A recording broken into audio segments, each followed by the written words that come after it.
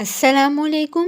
Welcome back to my channel lifestyle with रूज में आज जो मैं आप लोगों के लिए रेसिपी लेकर आई हूँ वो है स्वीट एंड सार बैगन की रेसिपी। ये डेफिनेटली ब्रिंजल लवर्स के लिए बहुत ही मज़े की रेसिपी होगी।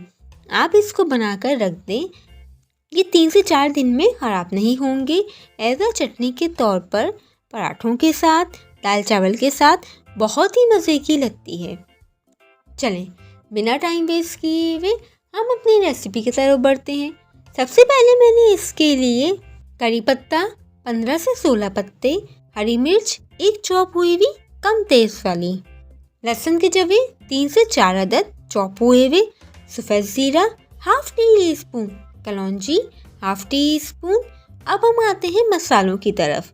ज़ीरा पाउडर हाफ टी स्पून, हल्दी 1/4 टी स्पून, धनिया पाउडर 1 टीस्पून, लाल मिर्च पिसी हाफ टी स्पून। अब मैंने जो बैगन लिए थे वो तकरीबन 1.5 पाव के करीब थे, जिसको मैंने क्यूब साइज में कट कर लिए। ब्राउन शुगर 3 टेबल स्पून, इमली paste 2 table spoon.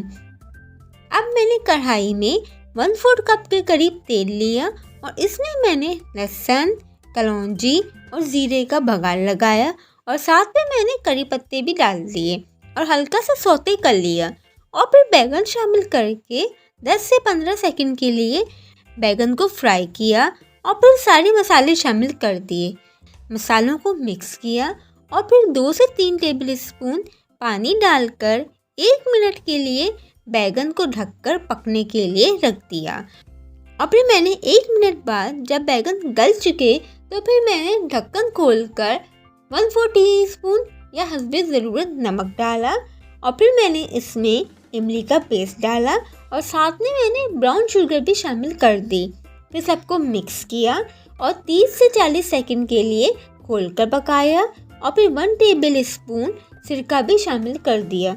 Sweet and सार बैगन तैयार है। आप इसे रूम टेम्परेचर पे लाकर ग्लास बाउल में रखें, एज अ चटनी या साइड डिश के तौर पर यूज़ करें। ये 3 से 4 दिन में ख़राब नहीं होंगे।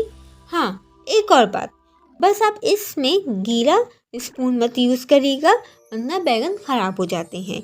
और इसे 3 से 4 दिन के लिए आप फ्रिज में रखें, ये ख़राब नहीं होंगे। और अगर आपको मेरी रेसिपी पसंद आई हो तो मेरे चैनल को लाइक, शेयर, सब्सक्राइब और कमेंट करना मत भूलिएगा। और कमेंट में मुझे ज़रूर बताइएगा कि आपको मेरी रेसिपी कैसी लगी। और अभी तक जिन लोगों ने मेरे चैनल को सब्सक्राइब नहीं किया तो प्लीज़ मेरे चैनल को सब्सक्राइब कर दें और साथ ही बेल आइकन के बटन को भी प्रेस कर दें ताकि आपको मेरी आने वाली हर नई वीडियो मिल सके। और अपना बहुत सा ख्याल रखिएगा, तो हमें याद रखिएगा। अल्लाह हाफिज़।